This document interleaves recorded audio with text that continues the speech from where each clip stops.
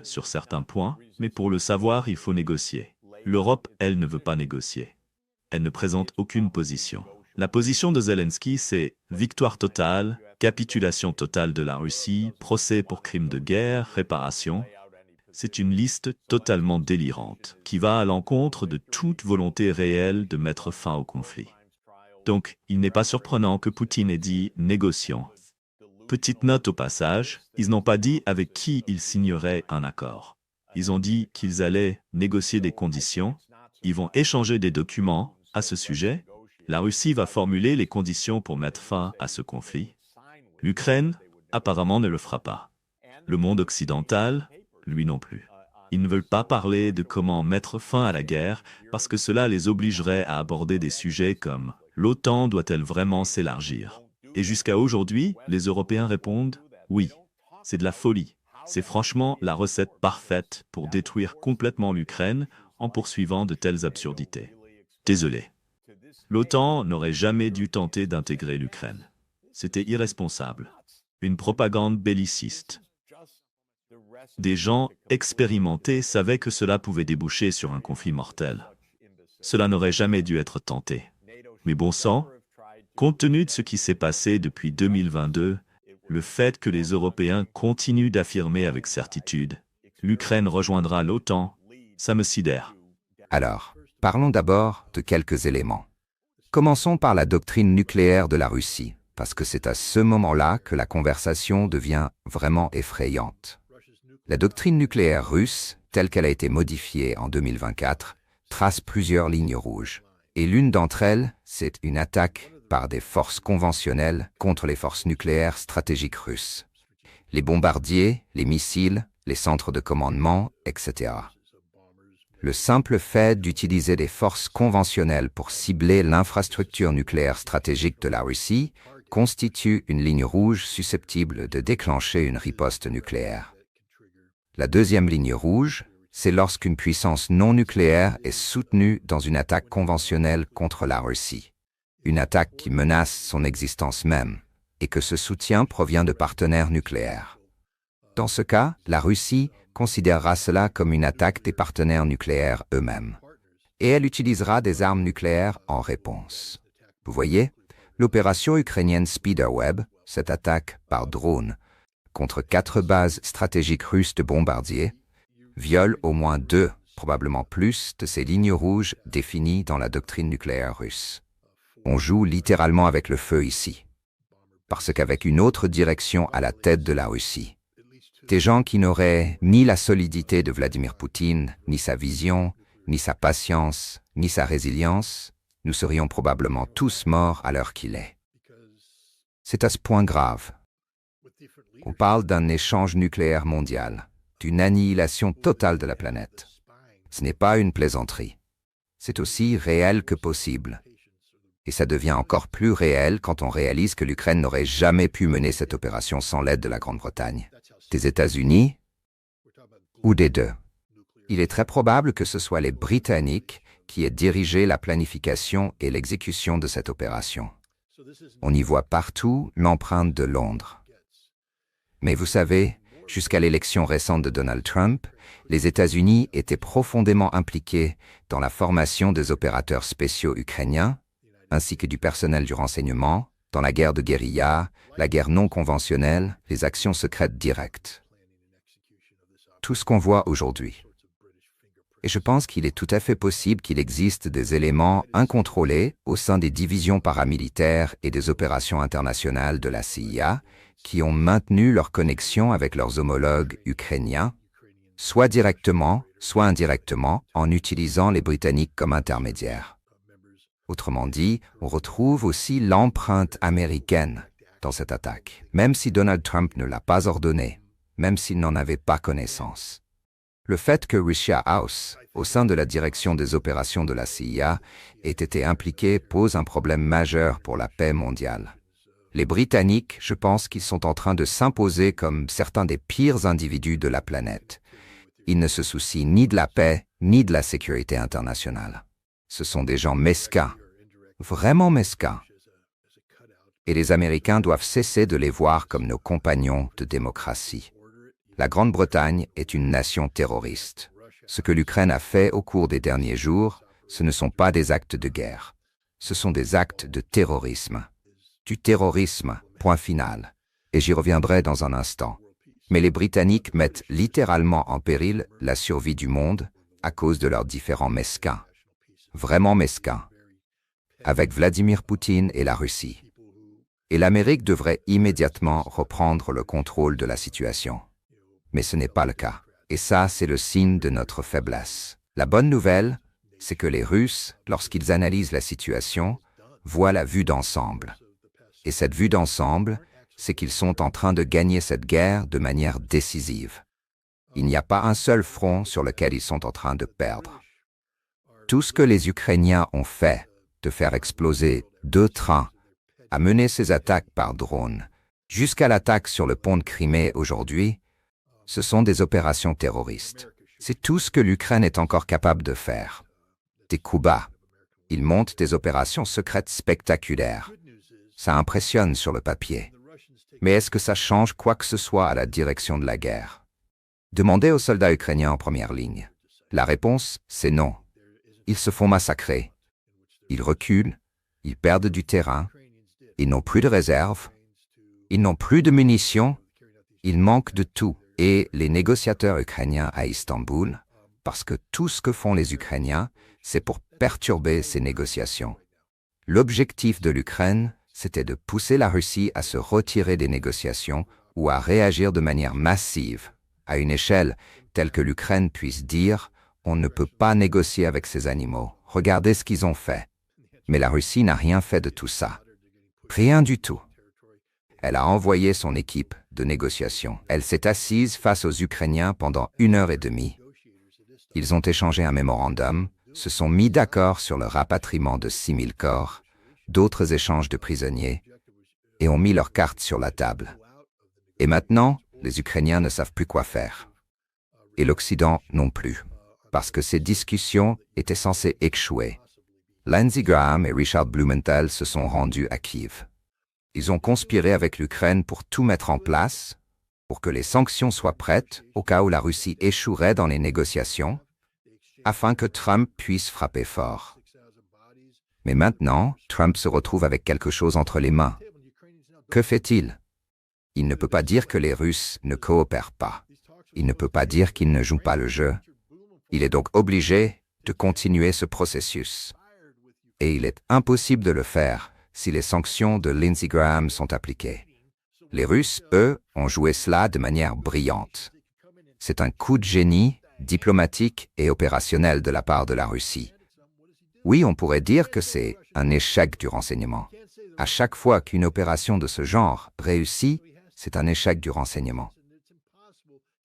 Mais je dirais aussi que les gens qui disent cela ne comprennent foutrement rien au renseignement. Je vais être franc avec vous.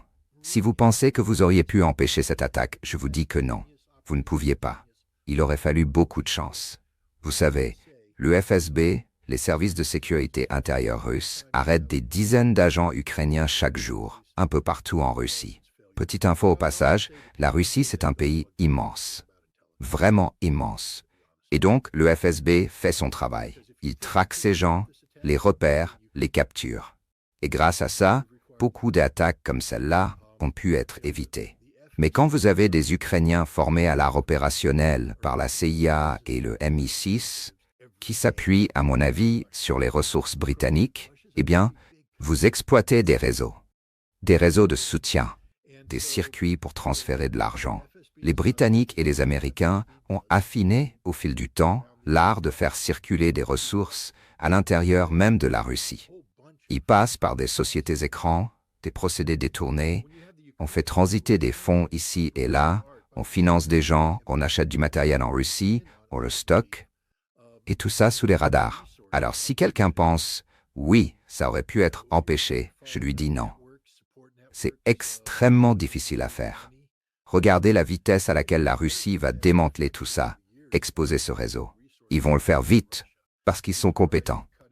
Mais réussir à mener une telle opération juste sous leur nez, qui aurait pu voir ça venir? Qui aurait imaginé que les Ukrainiens construiraient 4 camions transformés en navires-mers pour drones? Sur quelle grille de bingo figurait ce scénario? Personne ne l'avait vu. J'ai passé beaucoup de temps à envisager toutes sortes de situations, mais celle-là, non. C'est une idée originale, sournoise, typiquement britannique, et elle a fonctionné. On ne sait toujours pas comment les drones ont atteint leur cible. Il y a des rumeurs, certains parlent de drones venus de l'extérieur, mais vous savez quoi? On peut très bien acheter des drones directement en Russie. Il existe tout un marché intérieur. Des gens partout dans le pays achètent des drones, souvent chinois, et les envoient au front. Ils les livrent eux-mêmes aux unités. Pourquoi? Parce que la guerre par drone évolue tellement vite que l'État russe n'arrive pas à suivre en matière de petits drones suicides. Toute cette stratégie autour des drones FPV, les First Person View, des kamikazes guidés à distance, c'est une invention née du front. Ce ne sont pas les états-majors qui ont imposé ça. Ce sont les soldats eux-mêmes qui ont dit « on doit faire ça si on veut survivre ». Et cette tactique est tellement efficace qu'elle a redéfini toute la guerre. L'État a fini par suivre, a créé des unités spécialisées, mis en place des circuits d'approvisionnement. Aujourd'hui, les drones sont envoyés. Mais encore une fois, l'innovation vient du terrain. Il y a d'ailleurs beaucoup d'unités qui ne dépendent pas du ministère de la Défense. Des unités de volontaires. Certaines sont toujours liées à la République populaire de Donetsk ou à celle de Lugansk. D'autres relèvent des forces spéciales Akhmat. Ces groupes doivent continuer à utiliser des canaux civils pour s'approvisionner. Et là, on parle de centaines de drones par jour. Chaque jour. Il faut donc les acheminer, les faire entrer dans la chaîne logistique. On les achète, on les stocke. Et si vous faites ça régulièrement, en toute discrétion, et qu'on parle ici de 117 drones utilisés pour cette attaque, vous pouvez très bien les accumuler en 1 an et demi sans que le FSB ne voie quoi que ce soit. Honnêtement, les gens qui ont planifié cette opération ont fait preuve d'un vrai savoir-faire. C'était astucieux et dans une certaine mesure, efficace. 50% de la force d'attaque n'a même pas pris part à l'opération. Un camion aurait pris feu. L'autre a été intercepté ou son contenu neutralisé. Et les deux bases visées, l'une a été plus touchée que l'autre.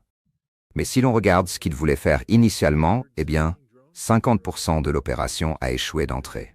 Et sur l'autre moitié, seule une petite partie a atteint son objectif. Bref, tout ça pour un résultat spectaculaire, en apparence, mais sans aucun impact opérationnel sur les forces russes. Aucun impact diplomatique non plus. En réalité, ça n'a fait que renforcer la volonté du gouvernement russe d'aller jusqu'au bout. Dmitri Medvedev, qui dans ce genre de circonstances publie souvent des messages très radicaux et que certains balayent d'un revers de main en disant « c'est du théâtre, le bon flic, le méchant flic », eh bien, moi je lis tout ce qu'il écrit. Et j'écoute aussi les autres voix. Et là, il a posté un message très révélateur. Il a dit ce qui doit être détruit le sera, et ceux qui doivent être éliminés le seront. C'est inévitable, et cela se produira. Autrement dit, les Russes ne changeront pas de cap. Et ces tactiques terroristes, côté ukrainien, qu'espéraient-ils? Faire exploser 2 ponts? D'ailleurs, l'un d'eux a été détruit à l'aide d'explosifs C4 fournis par les États-Unis. Les Russes ont retrouvé une bombe non explosée, ils l'ont démontée, et après analyse, il s'agissait bien de C4 américains. Donc oui, on l'a fourni aux Ukrainiens. Cela ne veut pas forcément dire que nous avons directement conduit cette attaque. Mais ça veut dire que, quelque part en Ukraine, la division des activités spéciales de la CIA s'est assise avec des forces spéciales ukrainiennes pour leur montrer comment fabriquer une charge de C4 capable de faire sauter un pont ferroviaire. C'est nous qui leur avons appris tout ça. C'est notre explosif, notre concept, notre savoir-faire. Nous les avons formés à s'infiltrer en territoire russe, à gérer les communications, les tactiques, tout. Alors même si Donald Trump dit aujourd'hui « il faut tout arrêter », c'est trop tard. Ils sont déjà formés et ils appliquent exactement ce que nous leur avons enseigné. Et qu'ont-ils accompli? Ils ont fait exploser un pont, mais les trains roulent de nouveau aujourd'hui. Le trafic ferroviaire n'a même pas été interrompu, ils ont juste tué et blessé des civils.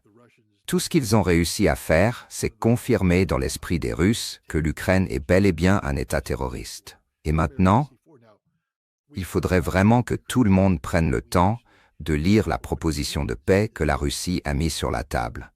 Je ne suis pas sûr que beaucoup s'y soient intéressés sérieusement. L'un des critères pour mettre fin au conflit, ce sont des élections en Ukraine, des élections législatives et présidentielles. Zelensky ne sera plus le président de l'Ukraine, et l'actuel Parlement ne sera plus le Parlement de l'Ukraine. Cela n'arrivera tout simplement pas. Ils seront tous arrêtés. Faites-moi confiance. Et ils seront tous traduits en justice. Faites-moi confiance. Ils ont creusé leur propre tombe. Aujourd'hui, ils construisent leur propre cercueil. Autant grimper dedans eux-mêmes et, vous savez, trouver un marteau automatique pour y enfoncer les clous, parce que pour eux, c'est terminé. L'Ukraine ne sortira pas vivante de tout ça. La Russie est en train de l'emporter sur tous les fronts. Les Ukrainiens, eux, s'affaiblissent de jour en jour. Et la Russie devient chaque jour plus forte. Et si cela continue, la Russie finira par comprendre qu'elle peut prouver, de manière irréfutable, que l'Ukraine n'a absolument aucune intention de rechercher la paix, et que ses parrains occidentaux ne le lui permettront jamais. Alors, à ce moment-là, la Russie pourra faire tomber les masques et déclarer « Nous sommes en guerre contre l'Ukraine ». Mais pour l'instant, la Russie ne le fait pas. La personne la plus intelligente à cette table, c'est Vladimir Poutine. Il est 400 fois plus intelligent que Donald Trump. Il est infiniment plus brillant que n'importe quel dirigeant européen. Et vous savez quoi? Zelensky n'a même pas la valeur d'un excrément de chien collé sous la chaussure de Vladimir Poutine. Voilà le niveau de cet homme. Poutine est aux commandes, absolument. Il n'y a aucune panique en Russie aujourd'hui. Oui, bien sûr, sur les blogs, certains crient « Le ciel nous tombe sur la tête, la Russie est faible, Poutine est fini, ceci, cela ». Mais moi je vous le dis, regardez le champ de bataille. C'est là que tout se joue. Et ce que l'on voit se dessiner sur ce champ de bataille, c'est une fresque. Une fresque de victoire russe. Une victoire décisive. Et ce que nous avons observé ces derniers jours, jusqu'à ce matin même, ce sont des gestes désespérés, commis par des gens désespérés, qui n'ont plus aucun recours. Le meilleur que l'Ukraine puisse faire aujourd'hui, ce sont des actes de terrorisme grimés en coups d'éclat. C'est tout. Elle ne peut rien faire d'autre. Elle n'a plus rien. Et l'Europe ne peut pas la soutenir. L'Europe est en train de s'effondrer. Regardez les Pays-Bas.